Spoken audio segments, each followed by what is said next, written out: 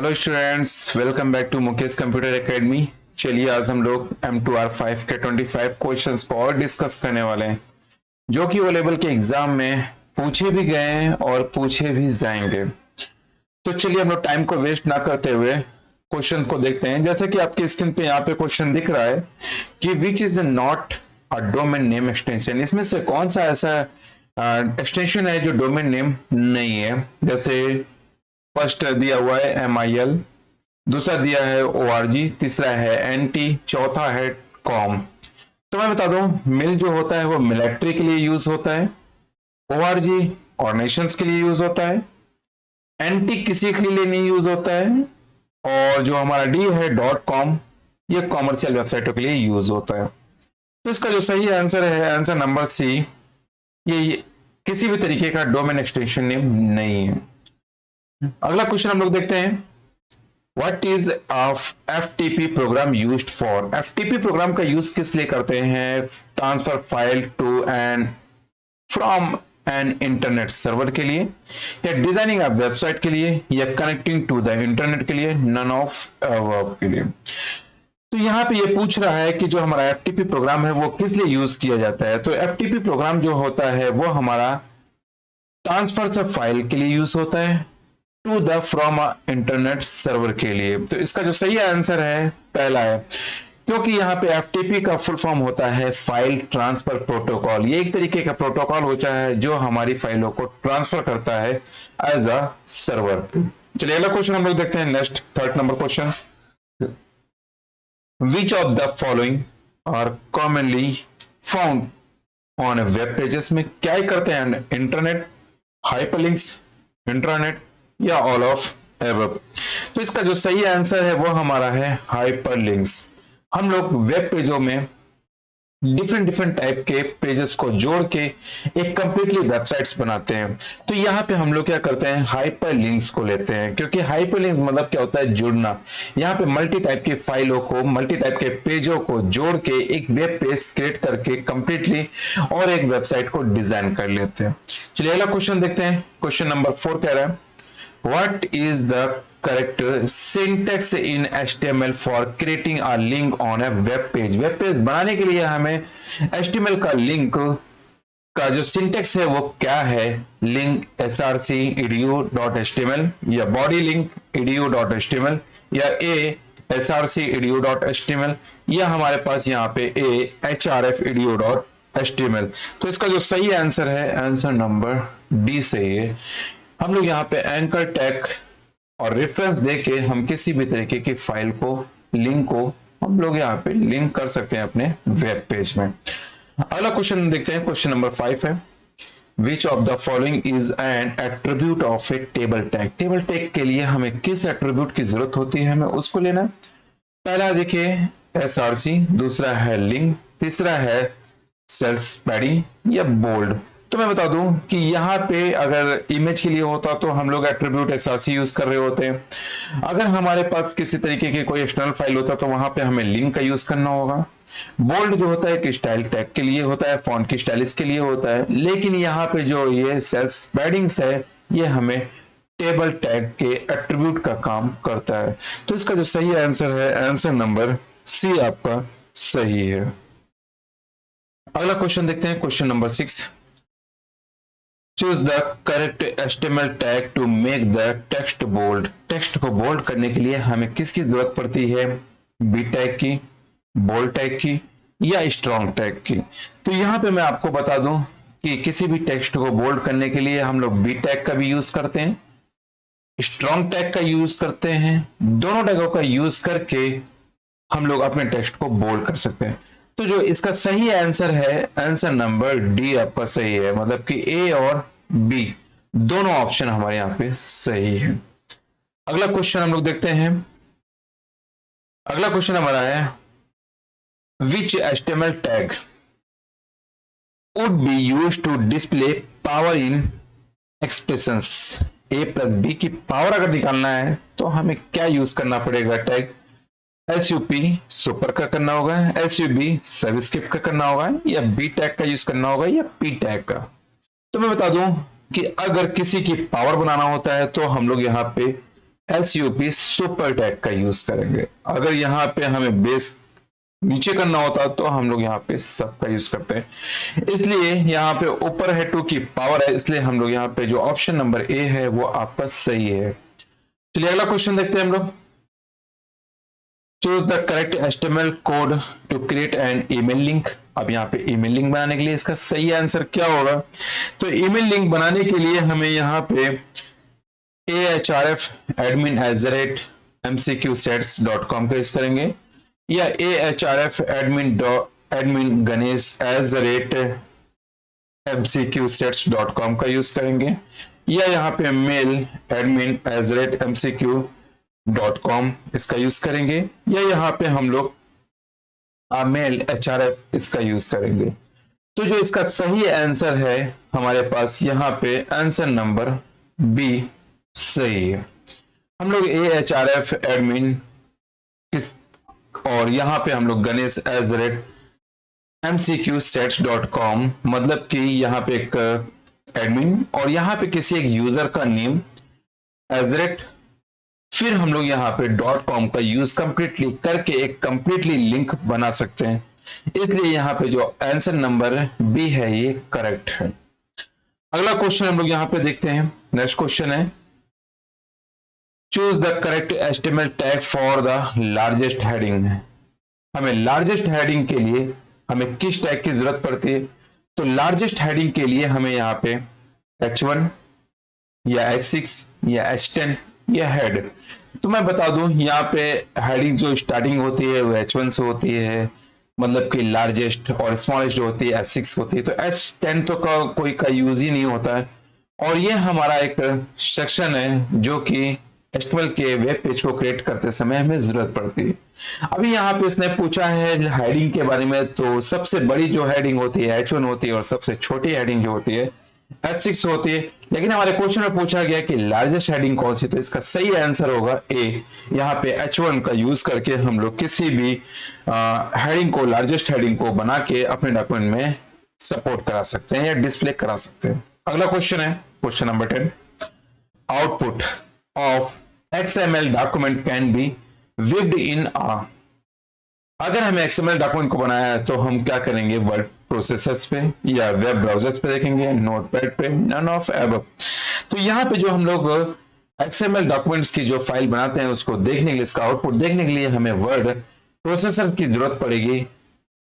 इसलिए इसका answer word processor का नहीं, सॉरी, इसका जो होगा हमारा XML वेब कर रहा है तो हमें इसके लिए वेब ब्राउजर की जरूरत पड़ेगी, क्योंकि जैसे हमारा .html वर्क करता है वैसे हमारा XML भी वर्क करता है। इसलिए हमें वेब ब्राउजर्स की जरूरत पड़ेगी उसके आउटपुट को डिस्प्ले कराने के लिए। चलिए अगला क्वेश्चन देखते हैं हम लोग। Question number 11। What is the correct way of describing XML data? XML data को डिस्क्राइब करने के लिए हमें करेक्ट वे क्या होगा? XML use are DTD to describe data, या XML uses a descriptions node to describe data, या XML uses XSL to describe the data, या XML uses a validator to describe the data। तो जो इसका सही answer है वो हमारा मिलेगा यहाँ पे आपको आंसर नंबर सी। यहाँ पे जो हमारा डिस्क्राइब करता है वो हमारा है XML uses XLS to describe the data के लिए इसका यूज किया जाता है। अगला हमारा क्वेश्चन है question number 12। Comments in XML document is given by. जब हम लोग XML डॉक्यूमेंट को क्रिएट करते हैं तो उस समय कमेंट क्या देते हैं? यहाँ पे question mark, dash, underscore, dash का यूज करेंगे, या एक्सक्लेमेटरी साइन, अंडरस्कोर का यूज करेंगे, या एक्सक्लेमेटरी साइन, अंडरस्कोर, लेकिन यहाँ पे एक्सक्लेमेटरी से क्लोज नहीं करेंगे, यहाँ पे स्लैश का यूज करेंगे। तो जो इसका सही आंसर है आंसर नंबर सी, इसका यूज हम लोग करते हैं कमेंट बनाने के लिए। ये चीज स्टूडेंट्स आप लोग याद रखिएगा कि XML के लिए हम लोग यहाँ पे एक्सक्लेमेटरी साइन और 4 टाइम आपको यहाँ पे अंडरस्कोर का यूज करना होगा। इसकी मदद से हम लोग यहाँ पे XML डॉक्यूमेंट में कमेंट को मेंटेन कर लेते हैं। अगला क्वेश्चन देखते हैं। विच स्टेटमेंट इज ट्रू, इसमें से कौन सा स्टेटमेंट आपका प्रॉपर तरीके से ट्रू है? An XML document can have one root element, an XML document can have one child element, XML document have to be in a lower case में, या ऑल ऑफ एबव। तो इसका जो सही आंसर है यहाँ पे हमारे पास आंसर नंबर ए सही है कि हम लोग जो है an XML document can have one root element, XML का यूज करके हम वन रूट एलिमेंट को मेंटेन कर सकते हैं। चलिए क्वेश्चन नंबर 14 देखते हैं। How to define a link should open in a new page in HTML। AHRF हमें कंप्लीट लिंक देना होगा, टारगेट ब्लैंक क्लिक हियर। इसका कहना है कि HTML पे अगर एक नया पेज बनाना है तो हमें नया लिंक या नया टैब कैसे ओपन करना होगा। तो टैब को ओपन करने के लिए, नए टैब को ओपन करने के लिए हम लोग अंडरस्कोर ब्लैंक का यूज करते हैं, ना कि हैज का यूज, ना कि यहाँ पे एज रेट का यूज करेंगे। तो इसका जो सही आंसर होगा आंसर नंबर बी आपका इसका करेक्ट है। याद रखिएगा स्टूडेंट्स, अगर यहाँ पे सेल्फ पूछा होता तो हम सेव पेज पे अपनी किसी भी लिंक को ओपन कर लेते हैं। अगर यहाँ पे ब्लैंक पूछा हुआ है तो हम लोग नया टैब ओपन करेंगे। जैसे ही हमें क्लिक करेंगे किसी भी लिंक पे तो नया टैब ऑटोमेटिक जनरेट होता है अंडरस्कोर ब्लैंक लगाने से। अगर मुझे उसी ही पेज पे चाहिए किसी दूसरे पेज का लिंक ओपन हो जाए तो उसके लिए हमें यहाँ पे सेल्फ की यूज करना पड़ता है, हमें सेल्फ लिखना पड़ेगा, अंडरस्कोर और सेल्फ। चलिए क्वेश्चन नंबर 15 को देखते हैं। In HTML, Uniform Resource Identifiers URI is used to। ARI का यूज हम लोग यहाँ पे क्या करते हैं? तो जो ARI का यूज है हम लोग यहाँ पे to create a frame documents के लिए करेंगे, to create in image map in the web page के लिए करेंगे, to customize the image in the web page के लिए करेंगे, टू आइडेंटिफाई अ नेम और a resource on the internet के करेंगे। तो ये यूनिफॉर्म रिसोर्स आइडेंटिफायर्स होता है, इसका जो यूज होता है हम लोग यहाँ पे कंप्लीटली इसका यूज हम लोग option number D to identify a name, यहाँ पे नेम को आइडेंटिफाई करेगा, और रिसोर्सेज ऑन द इंटरनेट, जो इंटरनेट पे जो रिसोर्सेज हैं उनको आइडेंटिफाई करेगा कंप्लीट तरीके से। इसलिए इसका आंसर जो होगा वो हमारा डी ट्रू है। चलिए अगला क्वेश्चन हम लोग देखते हैं। यहाँ पे क्वेश्चन नंबर 16 है। CSS is and stand for. CSS का फुल फॉर्म क्या होता है? तो जो CSS का फुल फॉर्म है वो होता है कैस्केडिंग स्टाइल शीट, या कस्टम स्टाइल शीट, या कैस्केडिंग सिस्टम स्टाइल, या नॉन ऑफ एबव। तो इसका जो सही आंसर है आंसर नंबर ए सही है, कैस्केडिंग स्टाइल शीट होता है। चलिए अगला क्वेश्चन हम लोग देते हैं। Question number 17, which of the following protocol is not used in the internet के लिए। यहाँ पे ऐसा कौन सा प्रोटोकॉल है जो इंटरनेट के लिए यूज नहीं करते हैं?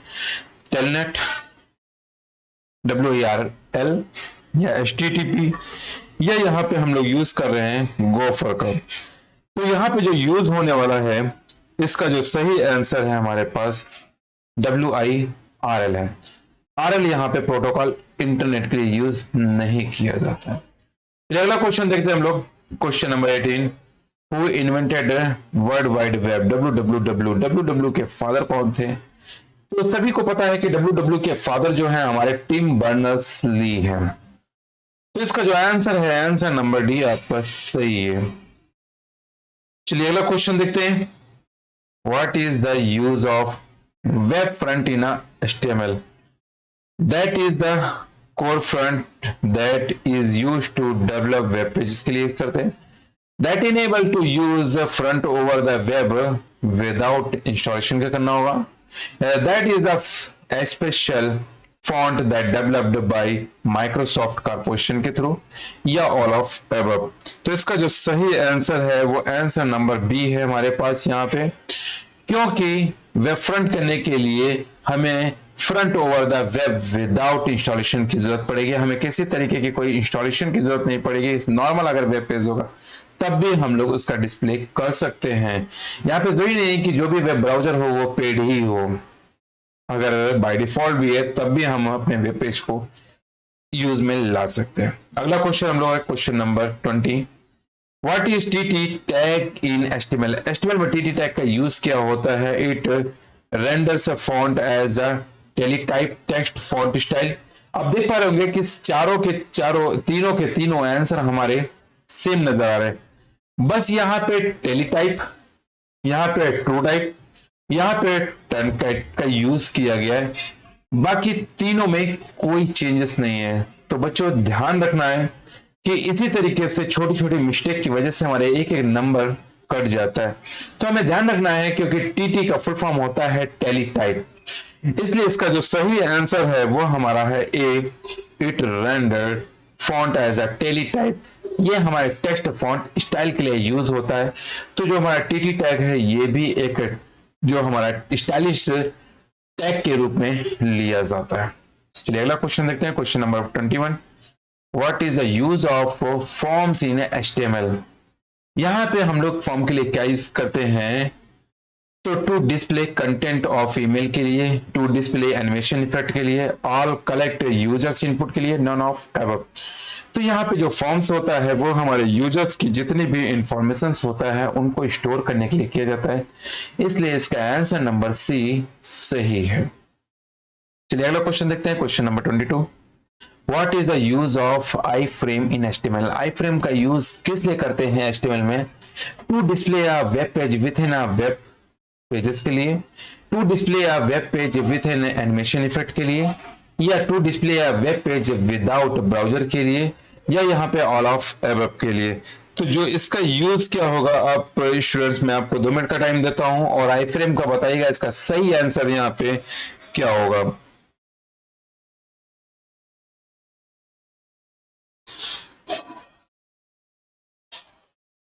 चलिए मैं बताता हूं।